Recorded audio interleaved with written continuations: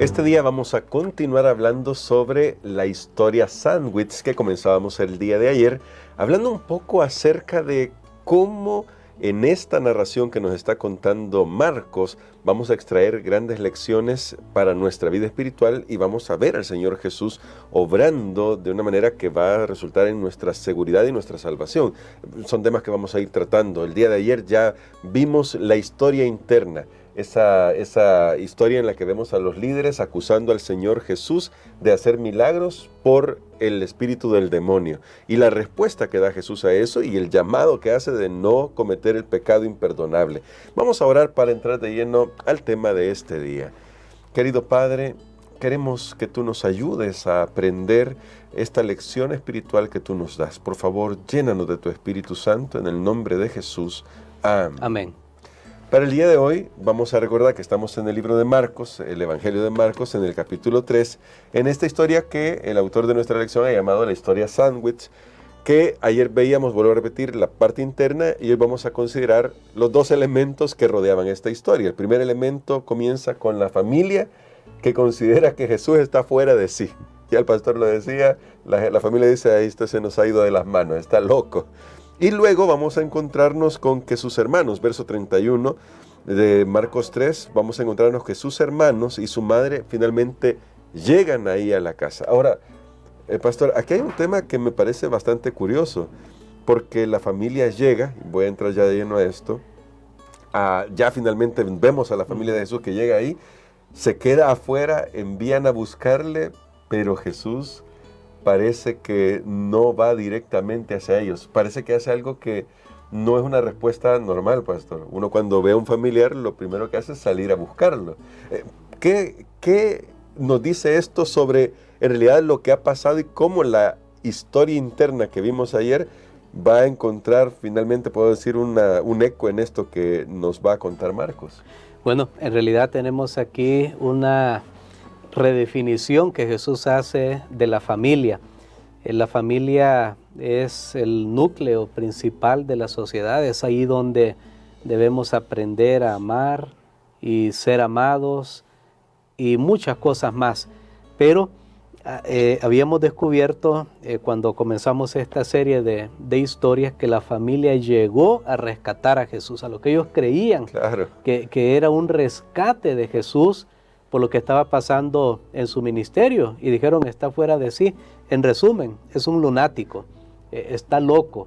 Eso es lo que su familia estaba pensando, y dijeron, tenemos que salvarlo, tenemos que rescatarlo. De hecho, quiero aquí abrir un paréntesis porque estaba recordando lo que decía un gran apologeta cristiano que hubo hace varios años, C.S. Lewis. Hay muchos escritos de él, sí, y él decía que no da lugar, voy a resumir su pensamiento, que no da lugar para decir que Jesús fue un buen hombre. Dice, solo hay tres opciones, porque muchos hablan de Jesús como un buen maestro, claro, un buen filósofo, un buen hombre, una buena persona, pero él decía, no, esa es una conclusión errada. Él dice, desde que Jesús dijo, yo soy el Hijo de Dios, y se hizo uno igual con Dios, esa opción ya no cabe. Considerar a Jesús como una buena persona, decía él, porque si eso es así, entonces uno tiene que determinar, bueno, si es así, estamos bien, estamos en lo correcto, hay que aceptar que Él es Dios, pero si yo no creo que Él es Dios, entonces al haber dicho que Él es Dios, Él es un loco o un mentiroso. Entonces él decía, solo hay tres opciones, o es correcto que Él es Dios, o Él está loco, o Él es un mentiroso. Tremendo. O sea, no se da cuenta de lo que está diciendo, porque nunca, hermano Gerson, en la historia del mundo, un buen maestro, un buen filósofo, una buena persona, nunca ha dicho, yo soy Dios.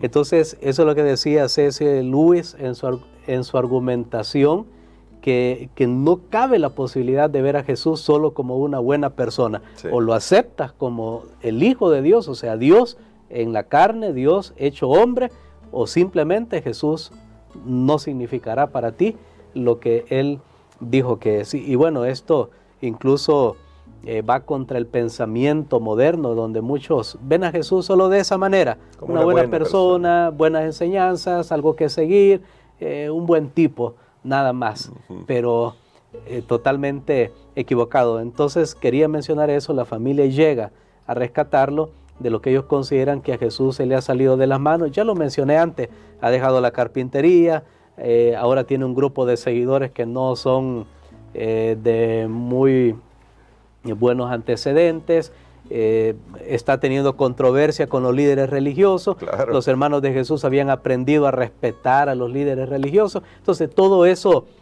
causa esa conmoción, que cuando la familia llega a ver a Jesús para llevarlo, Jesús simplemente hace unas declaraciones muy sorprendentes. Y bueno, esas declaraciones, y quiero ir a esas declaraciones porque, pastor, quizás voy a leerlas primero y después voy a hacerle esta pregunta.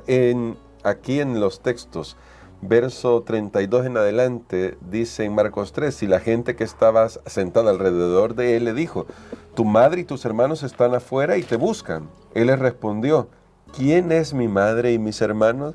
Para comenzar, la pregunta ya resulta extraña, si uno puede decirlo de esta manera. Y mirando a los que estaban sentados alrededor de él, dijo: he aquí mi madre y mis hermanos, porque todo aquel que hace la voluntad de Dios, ese es mi hermano y mi hermana y mi madre. Pastor, esta redefinición que hace el Señor Jesucristo, considerando los elementos que ya tocábamos ayer y los que está destacando hoy, ¿será que el Señor ya estaba pensando en esas personas que lo iban a seguir a Él, sacrificando incluso la seguridad de su círculo familiar al punto de decirles: siempre van a tener una familia? Absolutamente, ese es el sentido que Jesús quiso dar a esta declaración. Recordemos otra vez el contexto. Cuando hablamos de la introducción del libro de Marcos, todo esto estaba sucediendo en un momento que la iglesia cristiana estaba siendo perseguida. Sí. Muchos eran abandonados por sus familias, y parte de la familia no estaba de acuerdo con Jesús, con las enseñanzas de Jesús, simplemente los abandonaban. Otros estaban siendo muertos, otros eran llevados a sufrir martirio, y estaban solos, sí. Perdían a sus seres queridos, y entonces en esos momentos de soledad podían pensar: bueno, seguí a Jesús, me quedé sin nada. Sí. Pero entonces Jesús amplía, esto es la parte positiva de la declaración, Jesús amplía los lazos familiares espirituales a los lazos familiares carnales. Y Jesús dice: mira, hay una familia mucho más amplia y mucho más grande. El día que tú aceptaste mi enseñanza, tú llegas a formar parte de algo mucho más grande, y son todos aquellos que han creído en mí. Amén. Que han creído en mis enseñanzas. Pero luego Jesús hace muy claro que tenerlo a Él y aceptarlo a Él tiene que ver definitivamente con hacer la voluntad de Dios. A mí me llama la atención por qué Jesús puso esa señal, porque Él pudo haber dicho otra cosa: bueno, mi padre, mi madre, mis hermanos, redefiniendo la familia de la fe espiritual, son los que adoran al Señor, son los que cantan, son aquellos que se congregan. Pero noten que Jesús fue al punto y dijo: el que hace la voluntad de Dios. O sea, está hablando de la obediencia.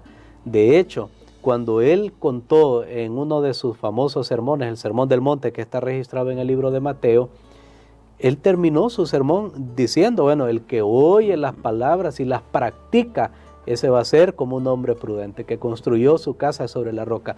El apóstol Pablo, que escribió ese tratado o ese libro, carta a los romanos, y que habla maravillosamente de la salvación por la fe en Jesucristo, inicia su carta, si usted pone atención al libro de Romanos, el capítulo 1 y el capítulo 16, que es el final, en ambos capítulos él habla de la obediencia de la fe.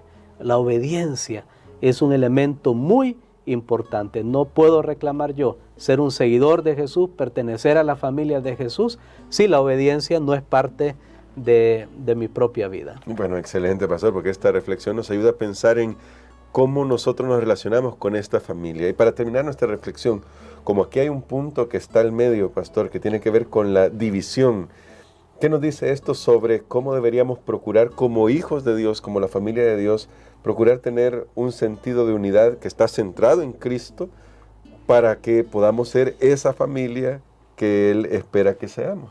Bueno, yo creo que las mayores satisfacciones en la vida de una persona deberían provenir de su familia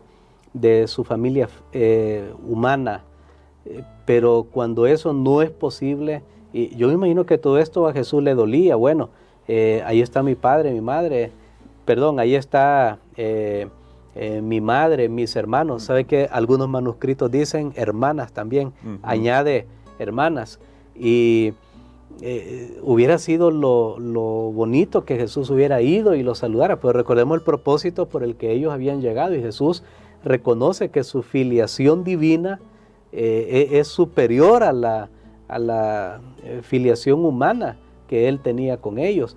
Pero, hermano Gerson, aquí viene lo importante: si por alguna razón, si por algún motivo esos lazos de hermandad humanos no logran concretarse, por doloroso que sea, por alguna razón, recordemos que siempre tenemos la familia más amplia, la familia de la fe, unidos a través de Cristo Jesús. Es que todo está relacionado con Cristo, no es solamente, bueno, nos unimos nosotros, porque hay clubes para eso, hay sociedades donde la gente se une con un propósito común, pero aquí es alrededor de Jesucristo. Él es el factor que nos une, Él es el factor que trae un acuerdo común entre las personas. Seguimos sus enseñanzas, nos amamos y tratamos de que lo mejor suceda entre cada uno de los miembros del grupo. Amén. Queremos, pastor, que ore por nosotros por eso, para que, en primer lugar, nosotros también aceptemos esa redefinición de familia que hace Jesús